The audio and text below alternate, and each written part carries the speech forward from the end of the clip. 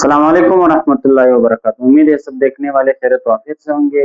आज का जो टॉपिक है हमारे पास वो है function of neutron. Previous video में हमने स्ट्रक्चर ऑफ न्यूट्रॉन स्टडी किया था। इस वीडियो में हम स्ट्रक्चर ऑफ न्यूट्रॉन देखेंगे।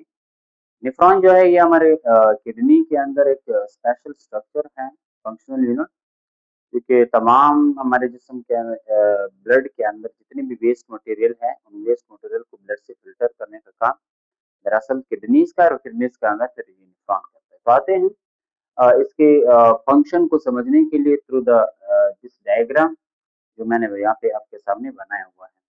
सबसे पहले मैं थोड़ा बहुत ग्लू दे देता हूँ स्ट्रक्चर के हिसाब से। पहला जो पोर्शन आप ये देख सकते हैं, ये हेड नुमा जो पोर्शन है, कप लाइक स्ट्रक्चर, ये हमारे पास न्यूफ्रॉन का रिनल कॉर्पसल कहलाता है। इसमें दो हिस्से, एक ये गोल सा चांदनुमा सा या कप लाइक स्ट्रक्चर जो आप देख सकते हैं, इसको बोमन कैप्सूल कहते हैं। और इसके अंदर आप देख सकते हैं रेड किस्म का एक नेटवर्क नुमा जाल नुमा जो ब्लड वेसल है, इनको कहा जाता है ग्लोमेरुलस।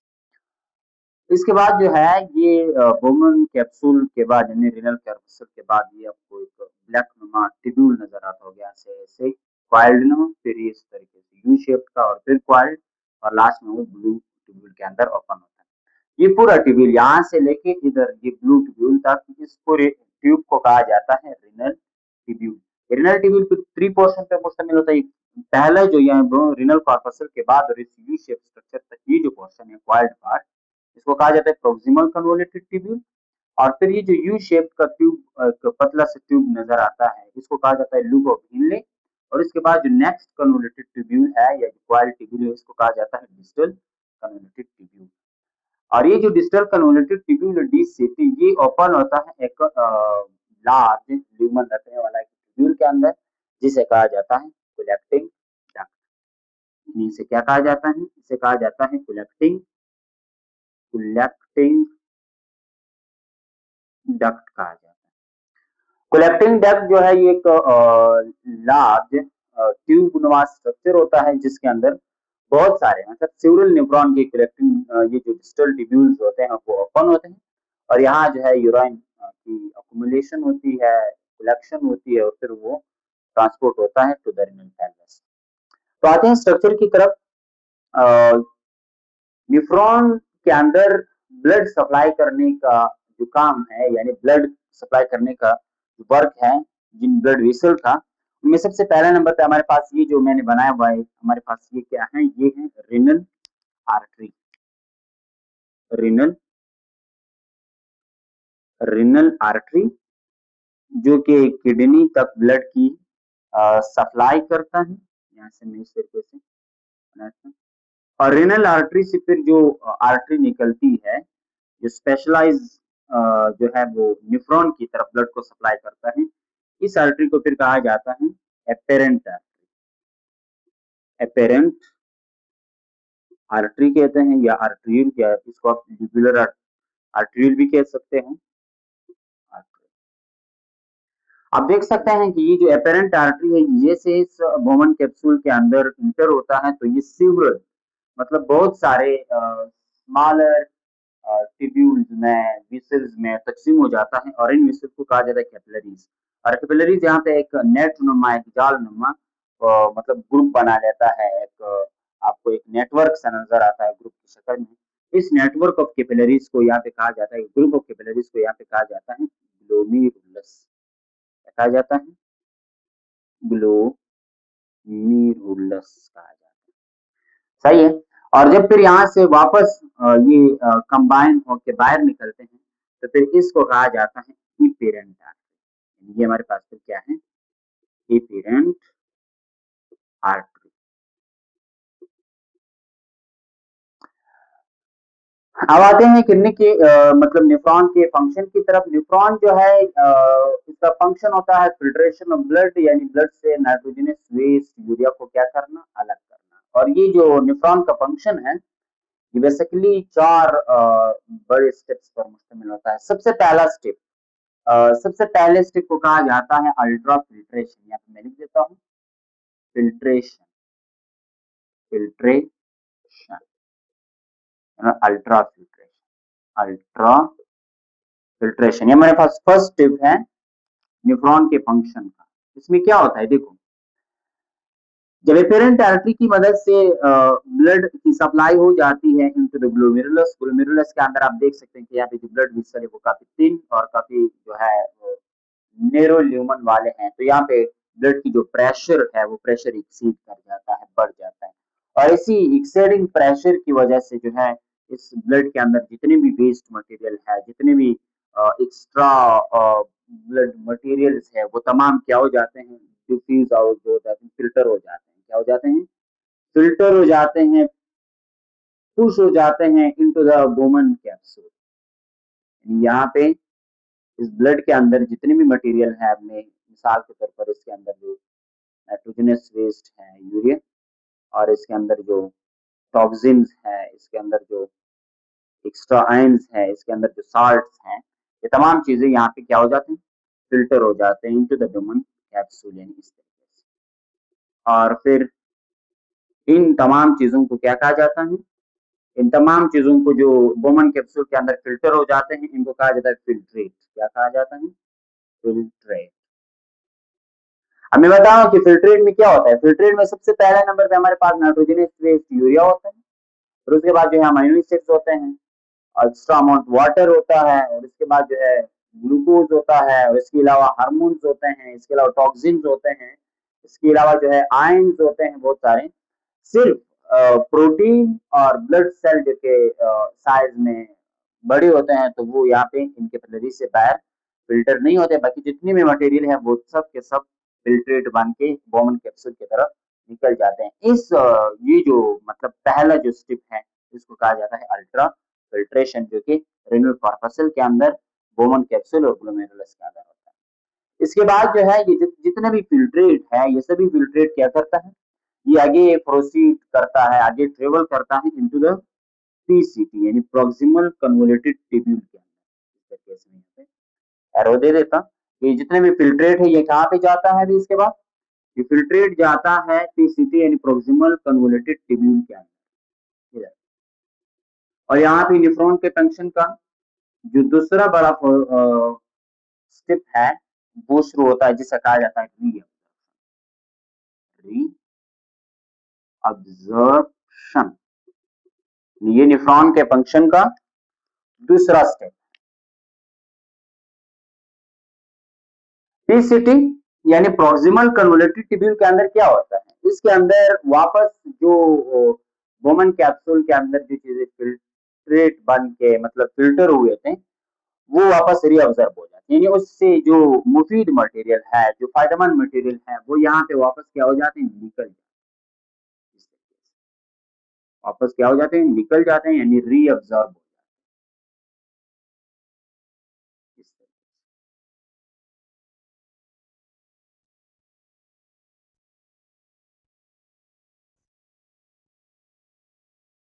और ये कहाँ पे रीअब्जॉर्ब होते हैं, ये जो अपेरेंट आर्टरी है ऊपर जो मैंने बनाया हुआ है ऐसे बड़ा सा, इसको मैं एक दफा यहाँ पे फिर एक इसका नाम लिख देता हूँ, अपेरेंट, सॉरी एपेरेंट वेरेंट आर्टरी।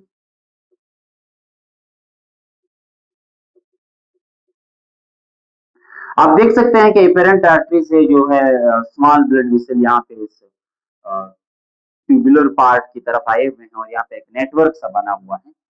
इन ये जो नेटवर्क है कैपिलरीज का ओवर द रिनल ट्यूब्यूल, इस नेटवर्क ऑफ कैपिलरीज को कहा जाता है peritubular capillaries, peritubular capillaries. Nephron के फंक्शन की जो नेक्स्ट स्टेप है, रीअब्जॉर्प्शन और कंसंट्रेशन ऑफ यूराइन और साथ में जो है सिक्रीशन, इनके अंदर सबसे बड़ा जो रोल प्ले करते हैं वो ये पेरिट्यूबुलर कैपिलरीज है। यहाँ पे रीअब्जॉर्प्शन के दौरान जितनी भी प्रॉक्सिमल ट्यूब्यूल्स है, वापस जो यूजफुल मटेरियल है मैं यहाँ पे लिख देता हूँ, सबसे ज्यादा मतलब 90% तक इसमें वाटर, 90% तक वाटर, 75% तक इसमें साल्ट जो है वो रीअब्जॉर्ब हो जाता है। इसके अलावा जो है यहाँ पे हार्मोन्स, ग्लूकोज, अमाइनो एसिड्स, इस तरीके से जो मुफीद मटेरियल है वो तमाम इन प्रॉक्सिमल कन्वोल्यूटेड ट्यूब्यूल से जो है डिफ्यूज हो जाते हैं, मतलब बाहर निकल जाते हैं, वापस रीअब्जॉर्ब हो जाते हैं इनटू द पेरिट्यूबुलर कैपिलरीज यानी इन कैपिलरीज के अंदर ऑब्जर्व हो जाते हैं। इसके बाद जो बच जाता है, जितनी भी फिल्ट्रेट बच जाता है, जिसके अंदर मेनली हमारे पास होता है यूरिया यानी यूराइन होता है, वो आगे प्रोसीड करता है इस रीनल ट्यूब्यूल के नेक्स्ट पोर्शन के अंदर, जिसे कहा जाता है लूप ऑफ इनले। आप देख सकते हैं ये जो हमारे पास है इस तरीके से यू शक्ल का जो बना हुआ एक स्ट्रक्चर आपको दिखता है, ग्रीन कलर का मैंने बनाया हुआ है। ये तमाम जितना भी फिल्ट्रेट है अभी कहाँ पे आ जाता है, इस यू शेप वाली स्ट्रक्चर के अंदर आ जाता है, इसे कहा जाता है लूप ऑफ इनले। अब लूप ऑफ इनले के अंदर क्या होता है, लूप ऑफ इनले के अंदर स्टार्ट में तो इसके अंदर जो इसका असेंडिंग लिम्ब है, डिसेंडिंग लिम्ब है, यानी ये इसका ये पहला वाला क्या है डिसेंडिंग लिम्ब, और ये नेक्स्ट वाला जो है वापस जब डिस्टल कन्वर्टेड बनना शुरू हो जाता है उससे कहा जाता है एसेंडिंग लिम्ब। तो ये डिसेंडिंग लिम्ब के दौरान यहाँ पे थोड़ा बहुत मजीद रीअब्जॉर्प्शन होता है किस चीज का, वाटर, यानी यहाँ पे थोड़ा बहुत मजीद क्या हो जाता है, रीअब्जॉर्प्शन हो जाता है वाटर का यहाँ से। इसलिए फॉर कंसंट्रेशन ऑफ यूराइन, तो यहाँ पे मैं लिख देता हूँ तीसरा नहीं बल्कि चौथा स्टेप है, फिर मैं यहाँ पे लिखता हूँ कंसंट्रेशन ऑफ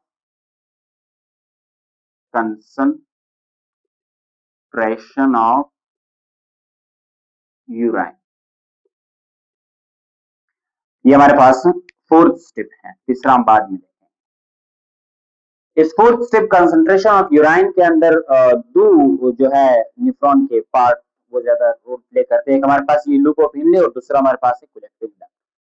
लूप ऑफ इनले क्या करता है, इसका जो डिसेंडिंग लिम्ब है, डिसेंडिंग लिम्ब के अंदर जो है यूराइन से यानी इस फिल्ट्रेट से मजीद कुछ जो वाटर होता है वो क्या हो जाता है, रीअब्जॉर्ब हो जाता है for concentration of urine, reabsorb for concentration of urine, यानी यूराइन के कंसंट्रेशन के लिए यहाँ से कुछ जो है वाटर रीअब्जॉर्ब हो जाता है। उसके बाद जो है ये फिल्ट्रेट कहा जाता है, ये जाता है डिस्टल कन्वर्टेड ट्यूब्यूल की तरफ। लेकिन यहाँ पे जो एसेंडिंग लिम्ब है, एसेंडिंग लिम्ब के अंदर क्या होता है, यहाँ से NaCl जो है ये क्या किया जाता है, इसको पंप किया जाता है, पंप, यानी लूप ऑफ हेनली जो है इसका डिसेंडिंग लिम्ब जो है वो क्या करता है, रीअब्जॉर्ब करता है वाटर को टू सम एक्सटेंट, और जो एसेंडिंग लिम्ब वो क्या करता है, वो NaCl को पंप आउट करता है, बाहर की तरफ पुश करता है। उसके बाद जो फिल्ट्रेट है वो आ जाता है कहाँ पे, हमारे पास next part of the renal tubule, जिसे कहा जाता है डिस्टल कन्वोल्यूटेड ट्यूब्यूल। इस डिस्टल कन्वोल्यूटेड ट्यूब्यूल के अंदर न्यूट्रॉन फंक्शन का तीसरा सबसे इंपॉर्टेंट स्टेप होता है, जिसे कहा जाता है सिक्रीशन। अब इस सिक्रीशन के अंदर रीअब्जॉर्प्शन नहीं होता, यहाँ से फिल्ट्रेट से कोई चीज बाहर वापस रीअब्जॉर्ब नहीं होता, बल्कि यहाँ पे वापस जो है हम कह सकते हैं कि अब्जॉर्प्शन होता है into the distal convoluted tubule, यानी इस ब्लड वेसल्स है, यहाँ पे जितनी भी फालतू मवाद है मजीद, यानी कौन से फालतू मवाद, एक्सेस ड्रग्स जो है, यहाँ पे टॉक्सिन जो है, एक्सेस आयन जो है, वो कहाँ आ जाते हैं, वो वापस जो है सिक्रीट हो जाते हैं यहाँ से और डिस्टल कन्वोल्यूटेड ट्यूब्यूल के अंदर आ जाते हैं। इसमें मैं यहाँ पे लिख देता हूँ टॉक्सिन और ड्रग्स, इसके अलावा कुछ एक्सेस आयन जिसमें हम लिख सकते हैं हमारे पास hydrogen ions, potassium ions, ammonium ions,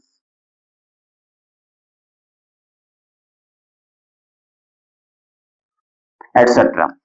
अब ये सिक्रेशन किस लिए होता है और इसका क्या फायदा है, पहला जो इसका बेनिफिट है वो ये है कि ब्लड से जो ब्लड के अंदर जो मतलब हार्मफुल मटेरियल्स हैं ड्रग्स और टॉक्सिन की सूरत में वो क्या हो जाते हैं, सिक्रीट हो जाते हैं यूराइन के अंदर, और साथ में इसके अंदर जो है आयंस यानी hydrogen ion, potassium ion, ammonium ion और इस तरीके से जो कि इस ब्लड के पीएच लेवल को क्या करता है, एक्सीड करता है, बढ़ाता है, वो हमारे पास क्या होता है, ब्लड के पीएच लेवल को मेंटेन रखने के लिए सिक्रेशन जो है ये बहुत जरूरी होता है और ये बहुत इंपॉर्टेंट भी है।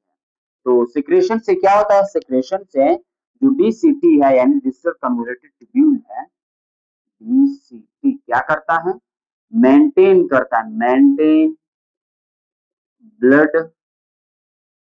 पीएच लेवल, पीएच लेवल जो कि हमारे पास है 7.3 से लेके 7.4 तक ब्लड का जो पीएच होता है उसको मेंटेन रखने के लिए ये सिक्रेशन जो स्टेप है ये सबसे ज्यादा रोल प्ले करता है।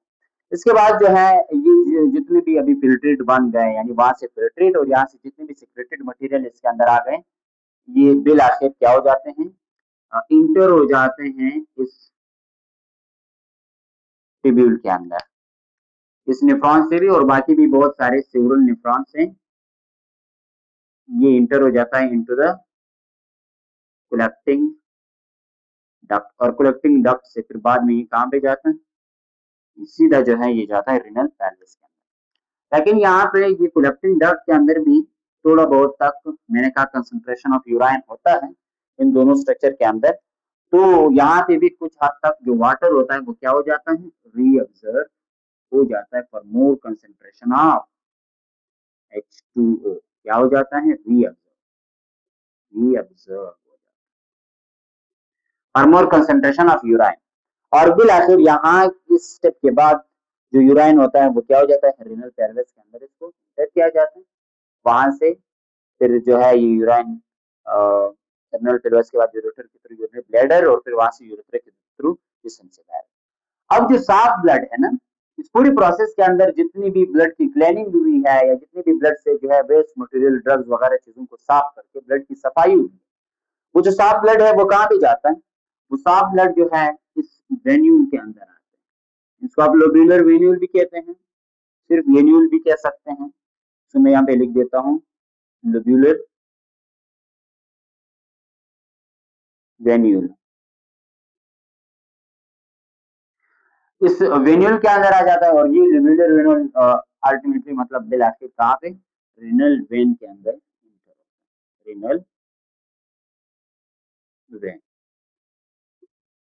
और यहाँ से है जो है वापस ब्लड जो है हार्ट की तरफ और हार्ट से वापस फिर बॉडी की तरफ सप्लाई होता है।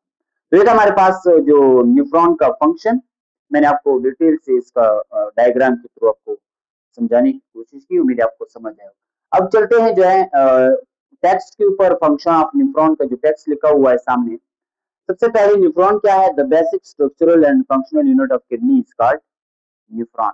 यानी न्यूफ्रॉन क्या है, न्यूफ्रॉन किडनी का स्ट्रक्चरल और साथ में बेसिक फंक्शनल यानी किडनी के अंदर काम करने वाली जो इकाई है वो न्यूफ्रॉन होता है। Each kidney consist of about 1 million nephron, यानी किडनी हमारे पास पेयर ऑफ किडनीज होते हैं, 2 किडनीज होते हैं, तो हर किडनी के अंदर तकरीबन 1 मिलियन यानी 10 लाख तक न्यूफ्रॉन होते हैं जो कि वहां पे फिल्ट्रेशन ऑफ यूराइन मतलब ब्लड क्लीनिंग का काम करते हैं। फंक्शन के ऊपर आते हैं, न्यूफ्रॉन फिल्टर्स द ब्लड, न्यूफ्रॉन क्या करता है, ब्लड को फिल्टर करता है, किस चीज से, नाइट्रोजनस वेस्ट से, यूरिया से, removes waste, toxins, ions, excess water and hence help in osmosis, यानी क्या करता है, वेस्ट को, टॉक्सिन्स को, आयंस को, एक्सेस वाटर, एक्स्ट्रा वाटर को, and hence help in osmo regulation, और ऑस्मो रेगुलेशन में मदद करता है। ऑस्मो रेगुलेशन का मतलब होता है वाटर का बॉडी की इंटरनल इन्वायरमेंट और एक्सटर्नल इन्वायरमेंट के दरमियान जो है एक बैलेंस बरकरार रखना, इसको ऑस्मो रेगुलेशन कहते हैं। तो ये जो न्यूफ्रॉन है और खासतौर पर जो किडनीज है ये ऑस्मो रेगुलेटरी ऑर्गन भी है और ऑस्मो रेगुलेशन में भी ज्यादा जो है रोल प्ले करते हैं। Note nephron functions in 4 main step, यानी न्यूफ्रॉन जो है वो 4 बड़े स्टेप में जो है वो काम करता है। पहला जो स्टेप है वो क्या है, ultra filtration. It occurs in the renal corpuscle where from glomerulus of capillaries ions, salts, waste, hormones, excess water, glucose, amino acids are forced as filtrate in the moment। यानी अल्ट्रा फिल्ट्रेशन जो है ये कहाँ पे होता है, renal corpuscle के अंदर, जहां पे ग्लोमेरुलस यानी कैपिलरीज का जो एक नेटवर्क है वहां ब्लड प्रेशर के एक्सीड होने की वजह से ion, salts, waste, hormones, excess water, ज्यादा पानी, ग्लूकोज, अमाइनो एसिड क्या हो जाते हैं, फोर्स हो जाते हैं एज अ फिल्ट्रेट की शक्ल में इसके अंदर बोमन कैप्सूल के अंदर, यहाँ पे इस तरीके से। दूसरा जो स्टेप है वो हमारे पास क्या है, रीअब्जॉर्प्शन। रीअब्जॉर्प्शन का मतलब जितनी भी चीजें ब्लड प्रेशर की वजह से क्या हो गए थे, फिल्ट्रेट बन के वुमेन कैप्सूल के अंदर आ गए थे। उनके अंदर ज़ाहिर सी बात है मुफीद मटेरियल भी है, फायदेमंद चीजें भी है, वो चीजें भी जो बॉडी को नीड होते हैं, तो उनका रीअब्जॉर्प्शन होना क्या होता है, जरूरी होता है, उनका वापस ब्लड में जाना जरूरी होता है। तो नेक्स्ट जो स्टेप है वो क्या होता है, रीअब्जॉर्प्शन होता है पीसीटी प्रोक्सिमल कन्वोल्यूटेड ट्यूब्यूल के अंदर। इन पीसीटी यानी proximal convoluted tubule the useful material यानी जो फायदेमंद मवाद होते हैं, उसमें हमारे पास सॉरी 90% वाटर, 90% तक water, hormone, glucose, amino acid, salt are reabsorb, वापस क्या हो जाते हैं, रीअब्जॉर्ब हो जाते हैं किसके अंदर, ब्लड के अंदर, ब्लड कैपिलरीज के अंदर, दैट सराउंड द पीसीटी यानी वो ब्लड कैपिलरीज जिससे हम, मैंने कहा कि पेरिट्यूबुलर कैपिलरीज इनको कहते हैं, इनके अंदर वापस क्या हो जाता है, रीअब्जॉर्ब हो जाती है। ये जितनी भी आपको एक नेटवर्क से जाल ट्यूब्यूल के ऊपर नजर आता है, इसको पेरिट्यूबुलर कैपिलरीज कहा जाता है। रीअब्जॉर्प्शन वापस इन्हीं कैपिलरीज के अंदर होता है। The third step is the tubular secretion, यानी ट्यूबुलर सिक्रेशन जो है ये तीसरा स्टेप है। In DCT and its distal convoluted tubule, the toxin means harmful materials, drugs, some excessive ions, यानी कुछ जो मिकदार से ज्यादा हो जाते हैं ions, like potassium, hydrogen and ammonium ions, are secreted from blood to maintain pH. यानी ट्यूबुलर सिक्रेशन के अंदर क्या होता है, DCT यानी डिस्टल कन्वोल्यूटेड ट्यूब्यूल के अंदर सिक्रेशन होता है टॉक्सिन, ड्रग, आयंस की ब्लड से, ताकि ब्लड के जो पीएच लेवल है वो मेंटेन रहे, वो बरकरार रहे। The fourth step is concentration of urine, यानी जो चौथा स्टेप है वो कंसंट्रेशन ऑफ यूराइन है। In loop of Henle the descending limb leak water from urine concentrate for urine, यानी लूप ऑफ हिनले में जो डिसेंडिंग लिम्ब है, यानी पहला जो पोर्शन है वो क्या करता है, वो वाटर को रीअब्जॉर्ब कर देता है, वाटर को क्या कर देता है, रीअब्जॉर्ब कर देता है for urine concentration to some extent, and the ascending limb pump the NaCl out of the tube, और जबकि जो ascending limb है दूसरा वो क्या करता है, वो NaCl को बाहर की तरफ पंप कर देता है, excess NaCl को। Final, the collecting duct also reabsorbs some water to concentrate urine, यानी बिल आखिर ये जो कलेक्टिंग डक्ट है ये भी क्या कर देता है, कुछ हद तक पानी को रीअब्जॉर्ब करके यूरिन कंसंट्रेशन में अपना रोल प्ले करता है, और साथ में ये सीरल न्यूफ्रॉन से जो है यूरिन को कलेक्ट करता है और बिल आखिर and इंटर्स it in the renal pelvis, और इसको रीनल पेल्विस के अंदर इंटर कर देता है। एक और इम्पोर्टेंट बात बता दूं कि जो किडनी है हमारे पास, ये रोजाना के हिसाब से, यानी यहाँ पे ये मैंने किडनी का डायग्राम आपको यूरिनरी सिस्टम का डायग्राम ही बना के दिया हुआ है। किडनी जो है ये पर डे 180 लीटर तक ब्लड को क्या करता है, फिल्टर करता है, यानी किडनी जो है वो एक दिन में 180 लीटर तक ब्लड को क्या करता है, फिल्टर करता है। तो उम्मीद है आपको ये टॉपिक समझ आया होगा। फिर मिलते हैं नेक्स्ट वीडियो में, तब तक के लिए अल्लाह हाफिज।